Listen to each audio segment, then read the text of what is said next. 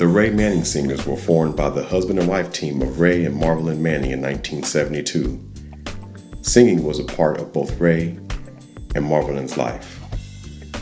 Ray was a member of the popular Kansas City, Kansas group, the Manning Singers, featuring his sister, Marva Whitney, four brothers, Rayford, Raymond, Melvin, and Marvin, and their mother, Kansas City legend, Mrs. Willa Mae Manning. The Manning kids' first claim to fame came when Pet Milk used them to market their product. They were known as the Pet Milk Kids. Mrs. Willa Mae Manning, my father, Ray Manning Sr., who worked for the railroad, experienced a lot of things, and they had, I guess, more kids than they could really afford. And so we were very honored to be able to be sponsored by the Pet Milk Company. And I remember, boy, we drank a lot of milk, and that was because we were being supplied by the government. That was pretty rare to find triplets and twins in the same family. So, they did a story on us with the Ebony magazine, and then Pet Milk adopted us because the government used to take care of the triplets. And so when we got into, I think we missed being sponsored by the government because they shut that off. And so then Pet Milk came in and adopted us, and we had all the mashed potatoes and the milk and the cream, and then we were fortunate, able to Ebony came in because back here in Midwest, there was a hospital named Douglas Hospital. Was the first black hospital in Kansas City, and we were born there. So that was a big plus for them too, because we were the first set of triplets coming out of that Douglas Hospital over in Kansas City, Kansas. And so, it just goes along, and everything just kept on until, we grew up, and then my mother's mother,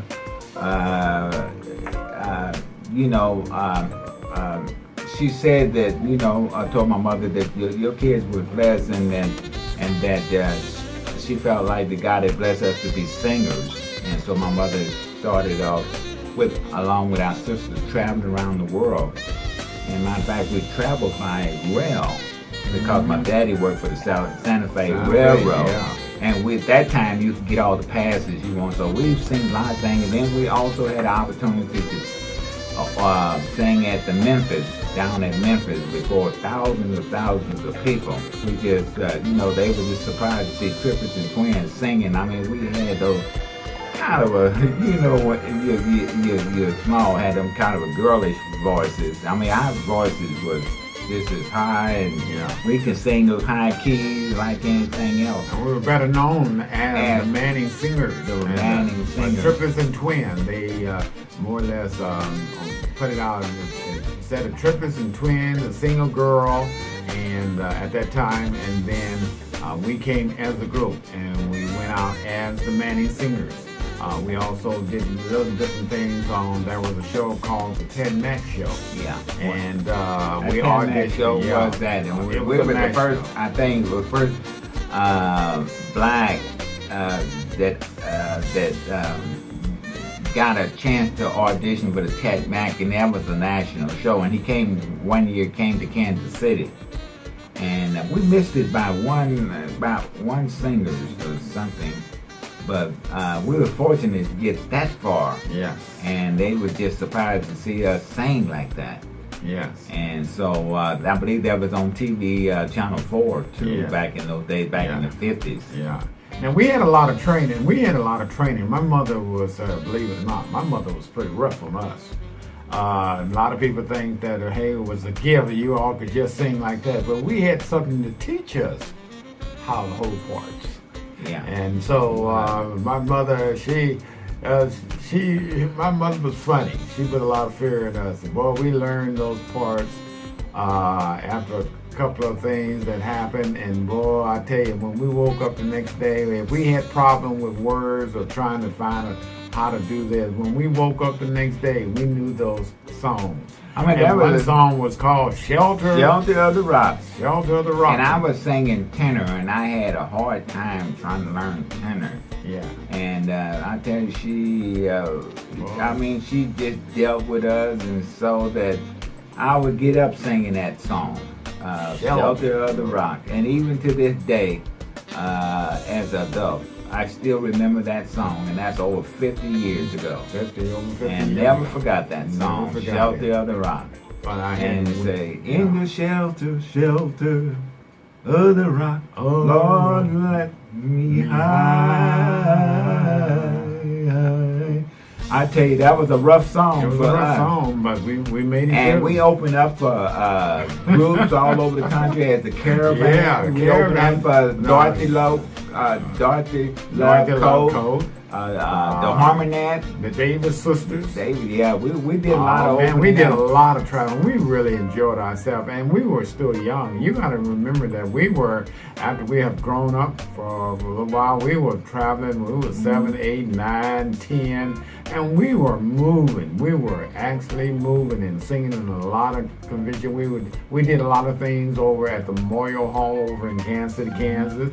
That was what you call kind of like a main auditorium there in Kansas City, Kansas, the main house that any artist came. They went to the Memorial Hall, and we just had a blessed time being able to go through a lot of experience, a lot of things we didn't know at that time. But then when you go back and look back, yeah, it was rough, but those were a lot of times you hear people, some kids say, well, when they had to do things, they said, well, my mother and my father made me do this and that. But though we may feel like that was kind of forced on us, but even today as adults, we still have that love of singing. Yes, we do. And that, I believe that's the way we'll just go to the grave. On the other side of the state line in Kansas City, Missouri, Marvelyn also grew up in a musical family. Although her and her siblings did not sing as a singing group, she was very active in her church's ministry. By the age of 13, Marvelyn was the choir director for the church choir. We in the Manning Singers at the age of 18. After 18, after graduation, I decided to just more or less kind of take it slow. And at that time, while I was taking it slow and I wasn't doing anything with my brothers and sisters, I met my first wife, and her name was Marvelyn Smith.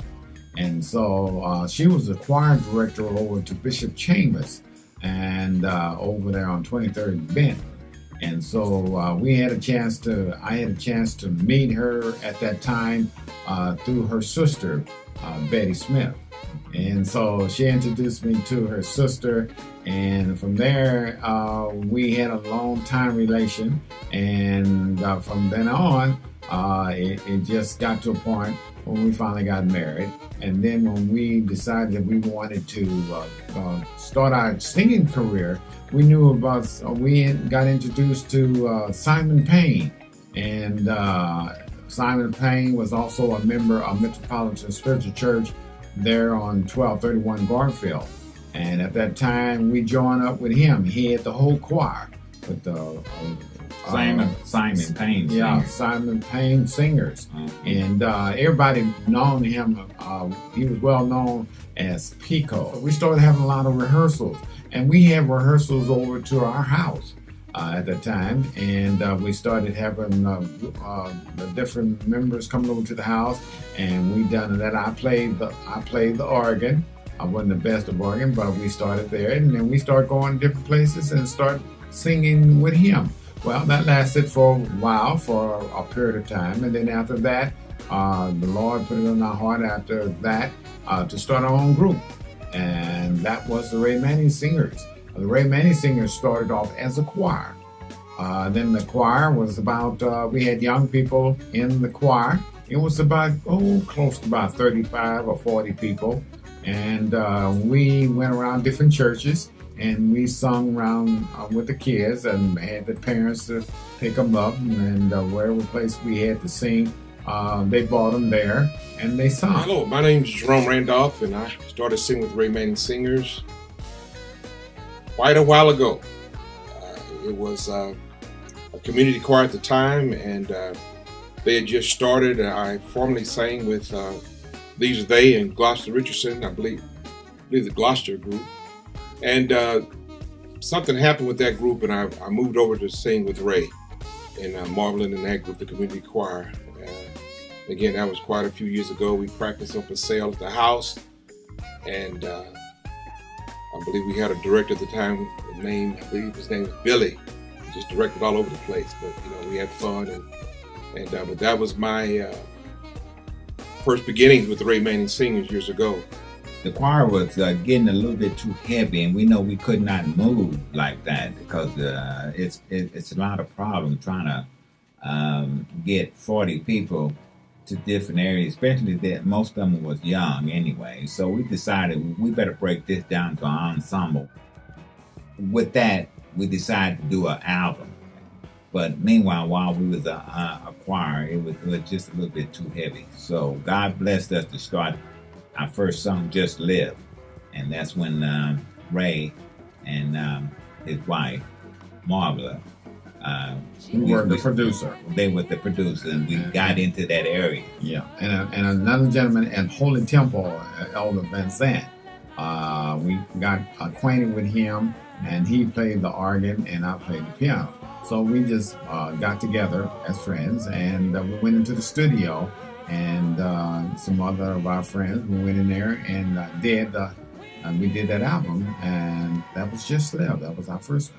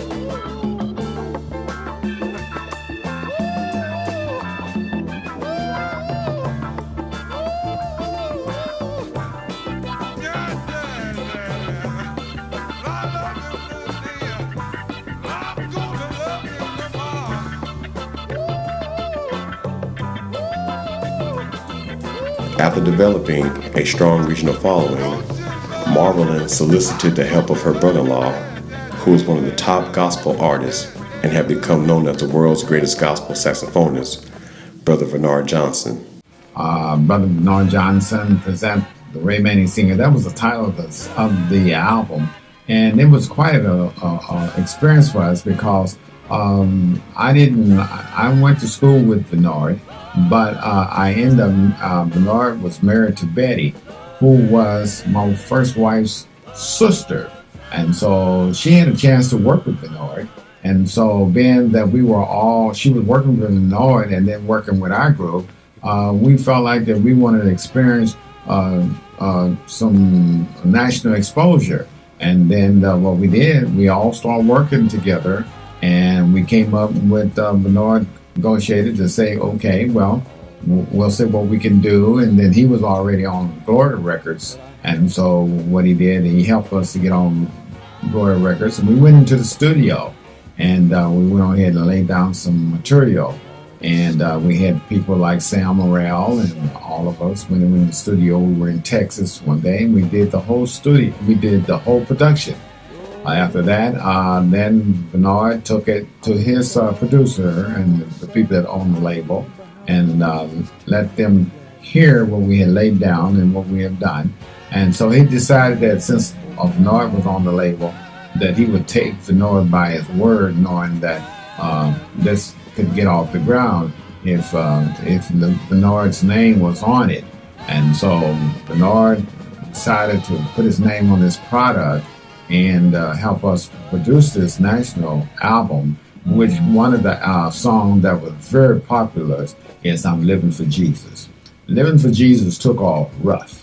It took off real good. For some reason, it was a catchy one. And it made points for the Ray Manning Singers. And Bernard wrote that song. And from there, it just took off. And we had, like I said, Sam Morrell was on the drums, and we had a good pianist. Yes, And, Jeff LaValle. Jeff LaValle. And he was real good. And from it, the Lord just blessed us, and it took off. This is the album that Dr. Bernard Johnson produced for us, and in fact, he wrote this title song, and Bernard was another very gifted songwriter, and again, we just thank God for being able to be a part of his ministry and how he blessed us through songs and introduced us to a lot of venues, if you will. And so we was very excited to do it, and to have such a spirit-filled man to help us with this. Just his name was it was just great. I never forget when we wrote the song and produced the song with him, called "I'm Living for Jesus." I don't know, it just seemed to fit them. Amen. I wanted to write a song for their CD. I was helping to produce their CD, and I said, we need something that's kind of going to pop. And I said, I think I got it. And Ray said, what is it? And I said, it's called I'm Living for Jesus. And I told Ray, listen to this. I'm living for Jesus. I'm living for Jesus. Every day I'm living for Jesus. Every day of my life, just for my Lord. We just went on with it, and Ray liked it, and Marvelyn liked it, and they got together and started singing that song and got happy. I tell you. And they put it down on CD, on record CD, and the rest is history. I'm living for Jesus every day of my life, just for my Lord. And then the verse, sometimes rain in the midst of a bright sunshine, sometimes clouds in the midst of a blue sky. But let come with me from day to day, every day of my life, just for my Lord. I'm living for Jesus.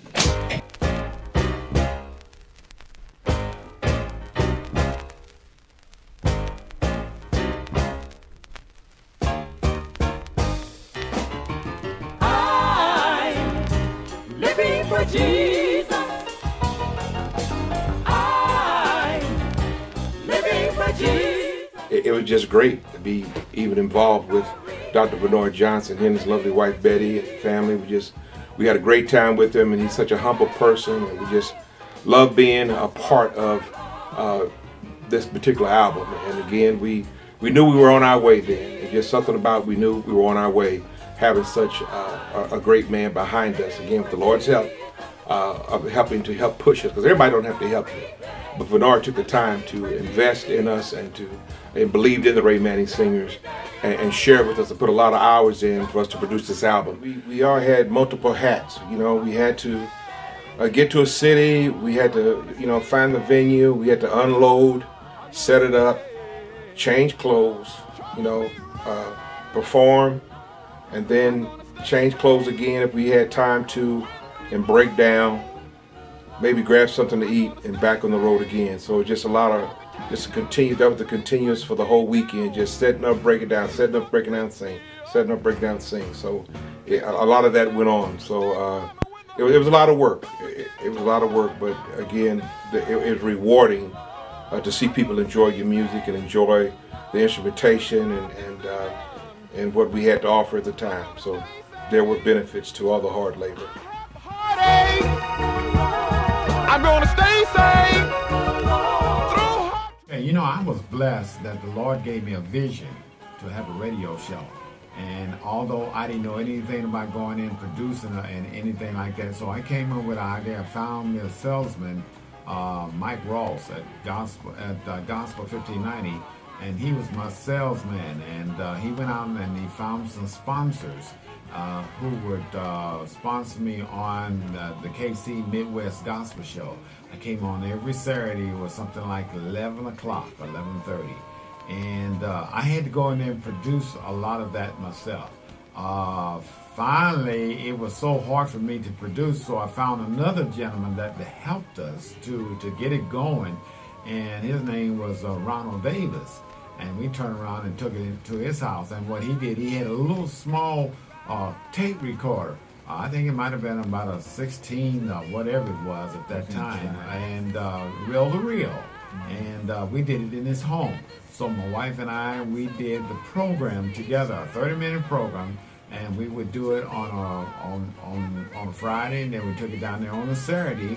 And it was our first time, and the Lord blessed us to run that show for a long time.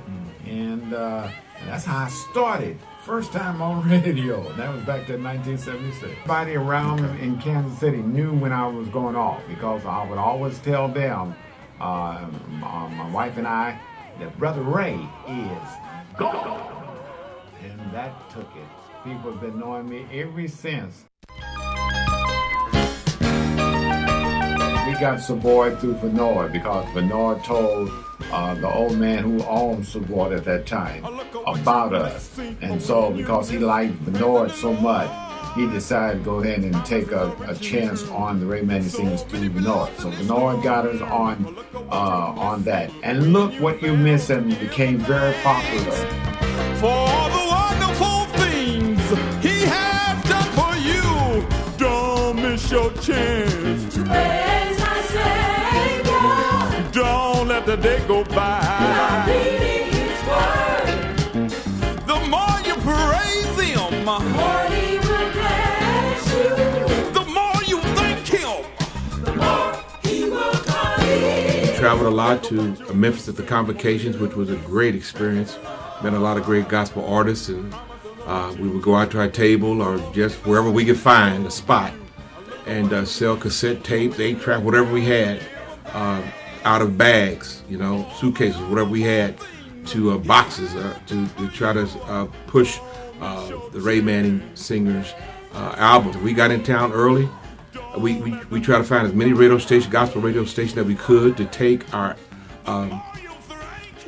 album to leave it with the radio station so they could play whatever songs that Ray and them wanted to push for the particular album.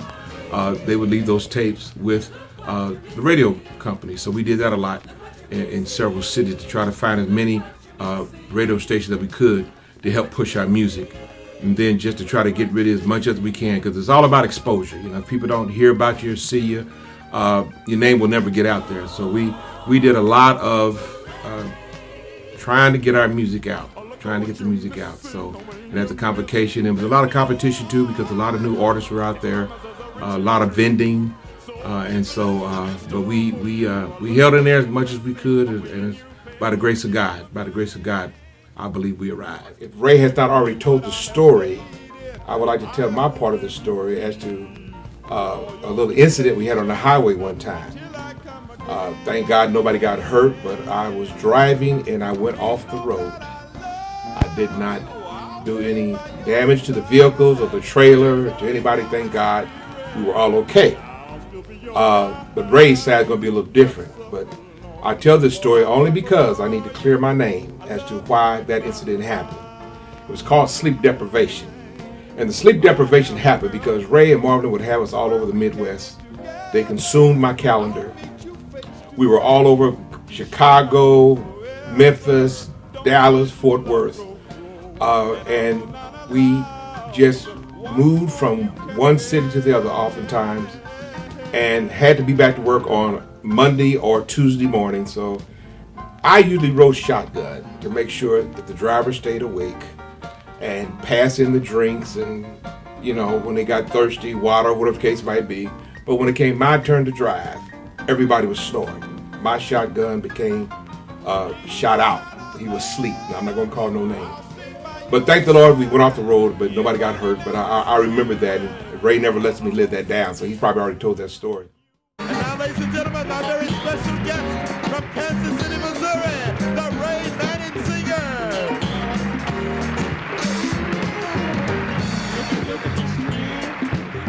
In times of weakness, if you're looking for consolation, in times of sadness, Jesus promised to supply your every need.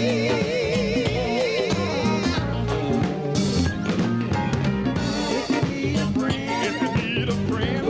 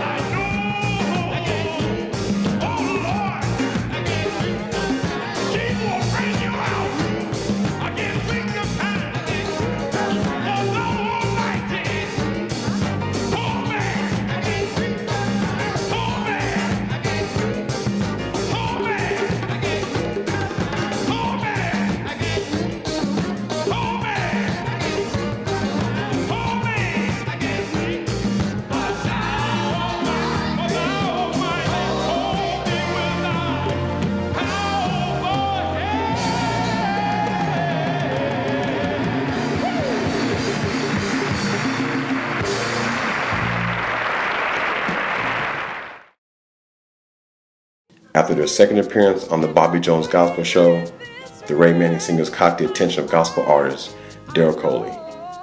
After nearly 7 years since their last release, Daryl joined forces with Keith Tribbett, and they produced the Ray Manning Singers' Song Stylist on a Mission. Song Stylist on a Mission put the Ray Manning Singers back on the gospel music scene. With the album doing well, Ray and Marvelyn decided it was time to release their first musical video, a live recording of the songs from a song stylist on a mission. The future was looking very bright for the Ray Manning Singers until they received some devastating news. Co-founder Marvelyn had been diagnosed with cancer. Marvelyn kept the news from the public and continued singing. 1 month after their last performance, she succumbed to her battle with cancer. The Ray Manning Singers would make a few more appearances locally before focusing more on their radio.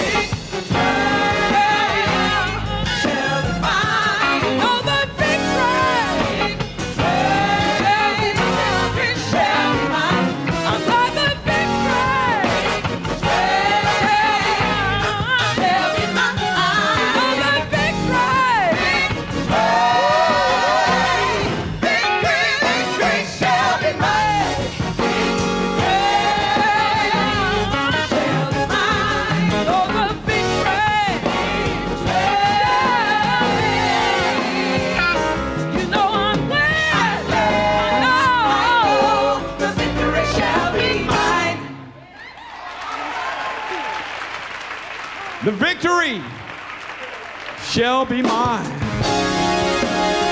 Why don't we all say that? Come on, you got the victory. Come on. And, we just thank God that even as we continue to sing, that God has blessed us, that we're 70 years old, and God is still, Raymond and I are still doing radio over 40 years on Gospel 5090, and then KPRT, and then on our own network, Ray Manning Singers Broadcasting Network, for 13 years. And we're on mobile app, we're on everything that's taken in your pocket. And so, yes, we will continue to sing until the Lord tells us when to stop. I'm blessed and fortunate to have been able to be a part of that. And I just want to congratulate you guys on 70 years of your birthday and 40 plus years of ministry, gospel radio, and sharing the gospel. May you continue to live for Jesus every day of your life. God bless you and God keep you. It's my prayer.